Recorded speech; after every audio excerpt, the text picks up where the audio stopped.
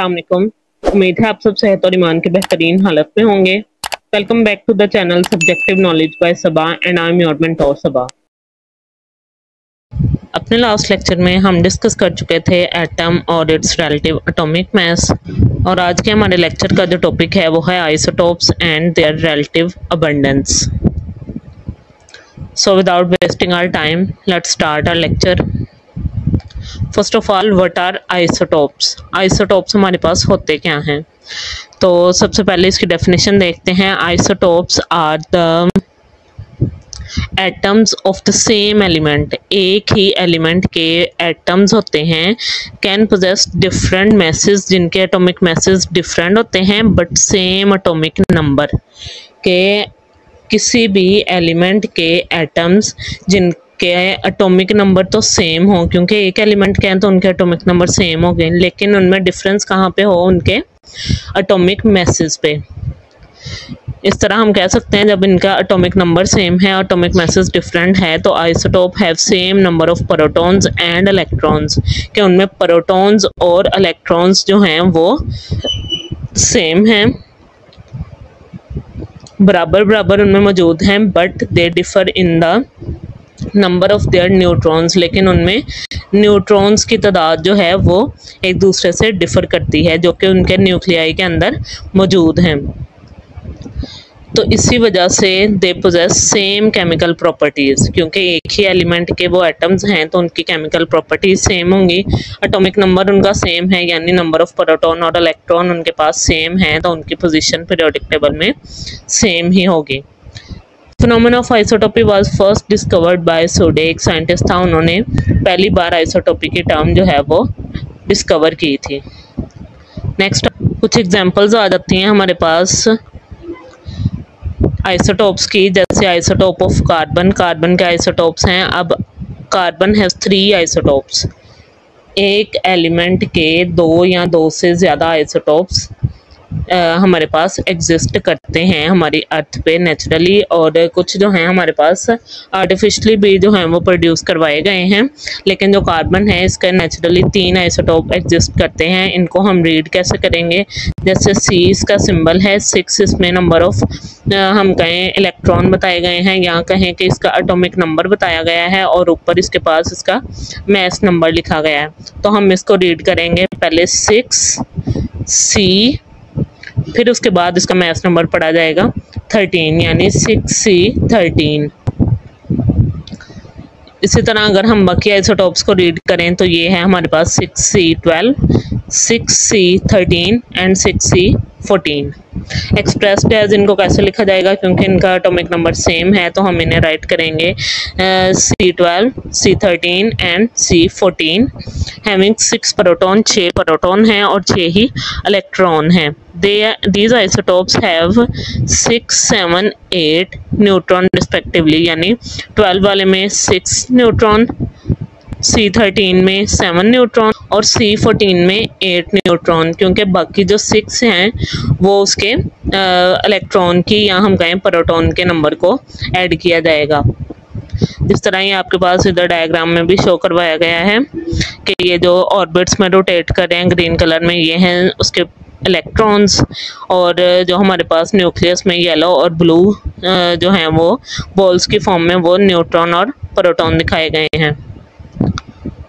तो हमारे पास जो ये गोल्डन वाले हैं ये प्रोटॉन, 6 प्रोटॉन है फर्स्ट वाले में, और इसमें 6 ही न्यूट्रॉन है। सेकंड में हमारे पास 6 प्रोटॉन है और 7 न्यूट्रॉन है, और लास्ट वाले में 6 प्रोटॉन है और 8 न्यूट्रॉन है। इस तरह इसके कार्बन के 3 आइसोटोप्स जो हैं वो कंप्लीट हुए, C13, C14 और स्टार्ट वाला जो था C12। इसी तरह नेक्स्ट एग्जांपल हमारे पास है जी आइसोटोप्स ऑफ हाइड्रोजन। हाइड्रोजन के भी हमारे पास नेचुरली 3 आइसोटोप्स एग्जिस्ट करते हैं। वो कौन कौन से हैं? 1H1, 1H2 and 1H3। 3 isotopes हैं, इनके नाम हैं रिस्पेक्टिवली, ये 1H1 वाला है प्रोटियम, सेकंड वाला है ड्यूट्रियम, और 3 जिसमें हमारे पास वो होंगे मास नंबर के साथ वो होगा ट्रीटियम। फर्स्ट वाले में प्रोटियम में हमारे पास 1H1 वाले में एक इलेक्ट्रॉन, एक प्रोटॉन और न्यूट्रॉन, इसमें कोई भी नहीं है। फिर सेकंड ड्यूट्रियम में आ जाएगा एक प्रोटॉन और एक न्यूट्रॉन और एक इलेक्ट्रॉन, तो वो उसका मास नंबर 2 होगा। 1 और +1 प्रोटॉन और न्यूट्रॉन के नंबर को मिलाने से एक प्रोटॉन एक न्यूट्रॉन, तो हमारे पास मास नंबर 2 बना, तो इसका नेम होगा ड्यूट्रियम। और फिर तीसरे वाला आइसोटोप जिसमें हाइड्रोजन में एक इलेक्ट्रॉन तो लाजमी है, एक प्रोटॉन है मेन और 2 इसमें जो हैं वो न्यूट्रॉन्स हैं, यानी इसका मास नंबर हुआ 3, तो इसका नेम हुआ ट्रिटियम। इसके बाद आगे चलते हैं। कुछ हमारे पास और एलिमेंट्स हैं जिनके आइसोटोप के नंबर बताए गए हैं कि कौन कौन से हैं। ये आपके पास MCQs में क्वेश्चन आ जाता है कि आपको कोई भी एलिमेंट या उसका सिंबल बता दिया जाएगा, आपने उसके नंबर ऑफ आइसोटोप्स बताने हैं कि कितने आइसोटोप्स इसके जो हैं वो एग्जिस्ट करते हैं हमारे पास। तो फर्स्ट ऑफ ऑल हमारे पास है ऑक्सीजन। ऑक्सीजन सिंबल इसका कैपिटल O। फिर आ जाएगा इसके नंबर ऑफ आइसोटोप्स 3। निकल है इसी तरह Ni 5 isotopes, calcium Ca 6 isotopes, palladium Pd 6 isotopes, cadmium Cd 9 isotopes, और सबसे ज़्यादा ये 10 का क्वेश्चन आता है MCQ में, ये लाजमी आता है। Sn इसका सिंबल है आपके पास और इसके आइसोटोप्स हैं 11। तो ये आपके पास कुछ इंपॉर्टेंट एलिमेंट्स हैं जिनके आइसोटोप के नंबर आपको बता दिए गए हैं। फिर आगे आ जाता है आपके पास रिलेटिव अबंडेंस ऑफ आइसोटोप्स। अब ये जो आइसोटोप्स हैं जो हमारे पास हर एलिमेंट के लिए डिफरेंट हैं, किसी के 2 हैं, किसी के 3 आइसोटोप हैं, किसी के 6 हैं, किसी के 9, किसी के 11 एंड सो ऑन, इसी तरह आगे आगे जैसे जैसे हमारे पास मास नंबर इंक्रीज करता है तो उनके नंबर ऑफ आइसोटोप्स भी बढ़ते जाते हैं। तो रिलेटिव अबंडेंस ऑफ आइसोटोप्स ये हमारे पास क्या है जी, हमें पता है जो आइसोटोप्स हैं, जैसे हमने स्टार्ट में देखा कि मास नंबर में डिफर करेंगे, उनका एटॉमिक नंबर सेम होगा। तो हमारे पास अबव 280 280 से ज़्यादा जो हैं वो आइसोटोप्स नेचुरली एग्जिस्ट करते हैं, जिनमें से 40 जो हैं वो रेडियो एक्टिव आइसोटोप्स हैं, यानी रेडियो एक्टिविटी के प्रोसेस के थ्रू हमारे पास वो सामने आए हैं। बिसाइड दीज, इनके अलावा about 300 unstable radio isotopes have been produced through artificial disintegration। Artificially जो हैं वो 300 से ज़्यादा अनस्टेबल रेडियो एक्टिव आइसोटोप्स जो हैं वो प्रिपेयर किए गए हैं, बनाए गए हैं। The isotopes like arsenic, fluorine, iodine and gold. इस तरह के एलिमेंट्स जिसमें इंक्लूड हैं arsenic, fluorine, iodine and gold have only a single isotope. कुछ की हमने बात की थी, हमने वैसे सिंपली कहा था कि 2 या 2 से ज़्यादा आइसोटोप्स हैं, लेकिन कुछ हमारे पास एलिमेंट ऐसे हैं जिनमें सिर्फ एक ही आइसोटोप जो है वो एग्जिस्ट करता है, जिनका मतलब उसमें नंबर ऑफ न्यूट्रॉन के डिफर के साथ उसके कोई भी उस एलिमेंट के एटम्स मौजूद नहीं होते। और तो ऐसे एलिमेंट को हम नाम देते हैं मोनो आइसोटोपिक एलिमेंट्स का। जी हाँ, मोनो आइसोटोपिक यानी मोनो सिंगल आइसोटोपिक यानी आइसोटोप उसका होगा। तो ऐसे एलिमेंट जिनका एक ही आइसोटोप हो वो मोनो आइसोटोपिक एलिमेंट्स कहलाते हैं। Elements of the odd atomic number, अब ऐसे एलिमेंट जिनका एटॉमिक नंबर ओड हो, यानी जैसे सिंबल में हमने ये इधर नीचे लिखा था तो वो उनका एटॉमिक नंबर था।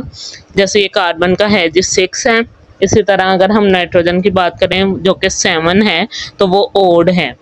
ठीक है, ओड एटॉमिक नंबर है। तो उनका almost never possess more than 2 stable isotopes. तो ऐसे एलिमेंट्स जिनका एटॉमिक नंबर ओड होगा उनमें पॉसिबिलिटी है कि वो 2 से ज़्यादा आइसोटोप्स जो हैं वो एग्जिस्ट उनके नहीं करते। फिर आगे आ जाता है elements with even atomic number,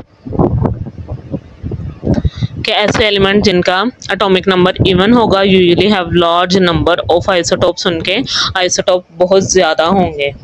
तो आइसोटोप जिनका मास नंबर मल्टीपल ऑफ 4 हो, यानी 4 के टेबल के साथ 4 के मल्टीपल्स के साथ उनका आ जाए, जैसे हमारे पास 4 है किसी का, फिर आगे 8 वाला, 12, 16 एंड सो ऑन, इस तरह के 4 के मल्टीपल्स के साथ जो हमारे पास एलिमेंट्स होंगे उनके आइसोटोप आर पार्टिकुलरली अबंडेंट, वो बहुत ज़्यादा होंगे। जैसे एग्जांपल में इधर O16 यानी oxygen, magnesium 24, silicon 28, calcium 40 and iron 56 form nearly 50% of the earth crust. या अब आपके पास शॉर्ट क्वेश्चन आता है कि हमारे पास अर्थ क्रस्ट का 50% किन एलिमेंट से मिलके बनता है, तो वो हमारे पास हैं जी oxygen, magnesium, silicon, calcium and iron.